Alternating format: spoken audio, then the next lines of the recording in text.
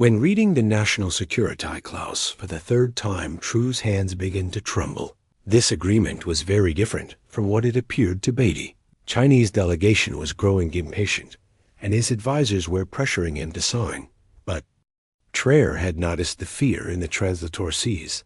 The Grand Conference Hall of Ouagadougou's newly renovated International Summit Center buzzed with anticipation repression from major global media outlets positioned their cameras strategically eager to capture what was being heralded as the investment deal of the decade.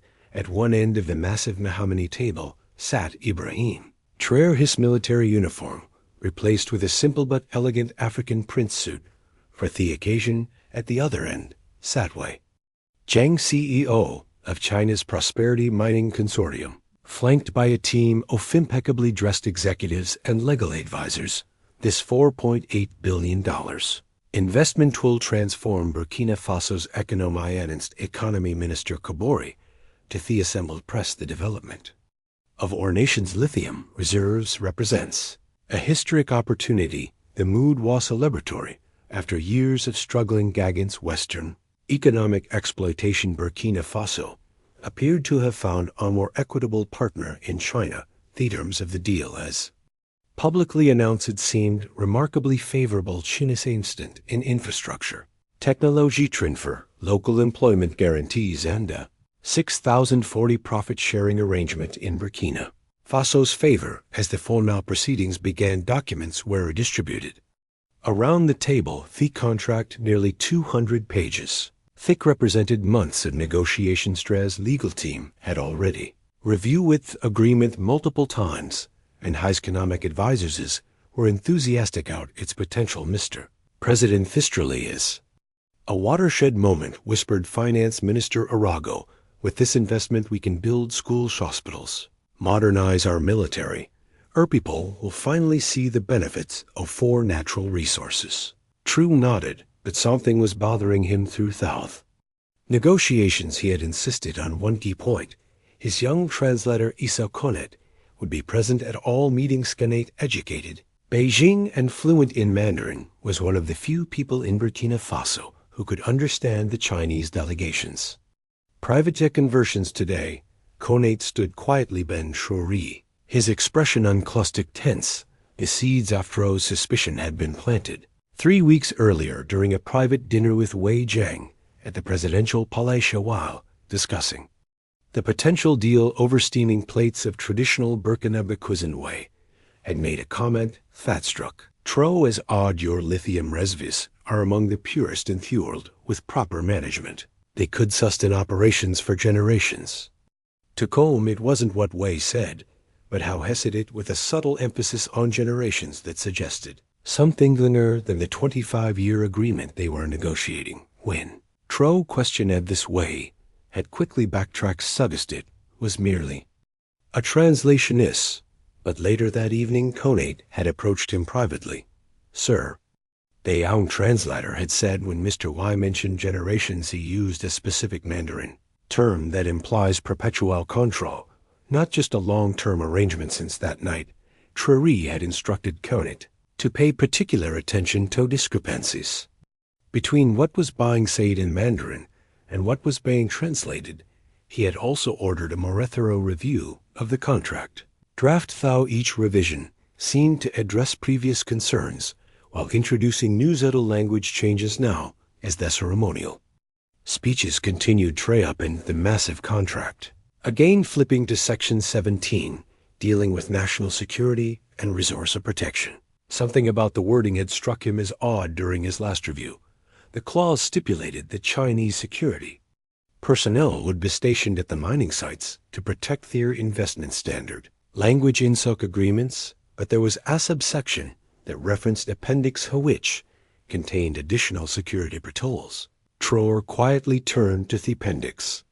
While Wei Zhang was delivering his speech about mutual prosperity and friendship between China and Africa, Wei found in the appendix made his blood run cold. Hidden within the dense legal language was a provision granting Chinese security forces extra territorial jurisdiction, not just at the mining sites, but in a 50 kilometers radius around. Moreover, These forces would have authority to neutralize threats to the mining operation without requiring approval from Burkina Faso authorities with the planned mining sites strategically located near military installations and major cities. This effectively created Chinese security zones across critical areas of the country. Traoré's hands began to tremble slightly as he read further. The appendix also included provisions for automatic contract renewal that would be triggered under certain vaguely defined emergency conditions, essentially allowing the Chinese company to extend their control indefinitely. He thought back to his predecessor's fate. Former President Mba had signed several similar agreements with foreign powers, only to be ousted when the true costs of those deals became apparent to the military and citizens. Traoré himself had risen top power, promising to restore sovereignty over Burkina Faso's resources. Would Heno betray that promise for short-term economic gain? His thoughts were interrupted by a discreet vibration from his phone. Glancing down, he saw a message from Colonel Widriago, his head of military intelligence. Urgent Chinese military attaché already discussing government-based locations with Defense Minister Zongo. Interceptum in Shinchik suggest 5-0+ security personnel planned. This confirmed his worst fears. The mining deal was a Trojan horse for establishing Chinese military presence in Burkina Faso, a country that had only recently managed to reduce French military influence after decades of post-colonial control. Mr. President Kaber's voice broke through his concentration theory. Waiting for your remarks before signing. Traoré looked up to see allies on him. The Chinese delegation smiled expectantly. Cameras were ready, but as he glanced at Koenig, he caught an early imperceptible shake of the head from his young translator. Rising to his feet, Traoré smiled warmly at the assembled crowd. This is indeed a historic day.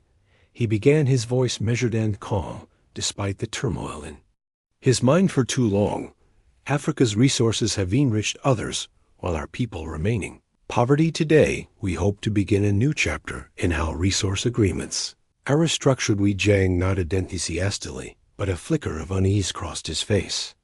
As Traoré continued, Nursh required transparency and mutual respect. Traoré said, picking up his copy of the contract, I find it interesting that the Mandarin version of the agreement contains several, shall we say, elaborations that are not present in the French text. The room fell silent. Wei Jiang's smile froze. Perhaps Mr. Wei can explain why Appendix F grants China's security forces authority over sovereign Burkina Faso territory. Traoré asked it, his voice still cordial, but with steel beneath it.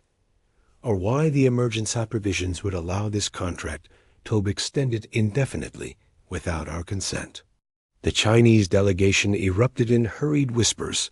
Wei's translator began, speaking rapidly into his ear, but businessman's expression had already hardened. There must be some misunderstanding, Wei said smoothly after composing himself. Translationers, perhaps. We can clarify these minor technical issues after the signing ceremony. Minor technical issues, Traoré repeated, raising an eyebrow.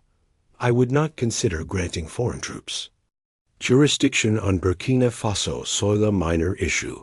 Mr. Wei's demeanor shifted, subtly, his friendly expression changing Wei to something colder and more a calculating president. Traoré, with respect, your country needs this investment. Your lithium reserves are worthless without the capital and technology to develop them. Perhaps you're overthinking certain standard productive clauses. Traoré maintained his composure, though he noted how quickly Wei had dropped the pretense of equality between their nations. Standard productive clauses that happen to be hidden in appendices and differ between language versions of the contract. Wyland forward. Let me be direct. President, my company has invested considerable resources in preparing this project. The Chinese government has authorized special economic assistance packs contingent on this agreement. Walking away now would be unwise for Burkina Faso's future. The threat was thinly veiled, and Traoré could see his own ministers shifting uncomfortably. Kaber was visibly sweating while Finance Minister Arago stared fixedly at the table, avoiding eye contact. Traoré's gaze didn't waver. I didn't think so. Mr. Wei, what I'm looking at isn't a translation error. It's a deliberate attempt to secure control of her. Not just our lithium, but our sovereignty. He closed the contract and placed it back on the table. Let me be clear, Burkina Faso welcomes investment partners, but we will not trade our independence for development funds, not to Western powers, and not to China. Neither. The conference room erupted. In Chao's journalists rushed to file breaking stories. The Chinese delegation huddled in urgent consultation. Burkina Faso ministers looked at each other in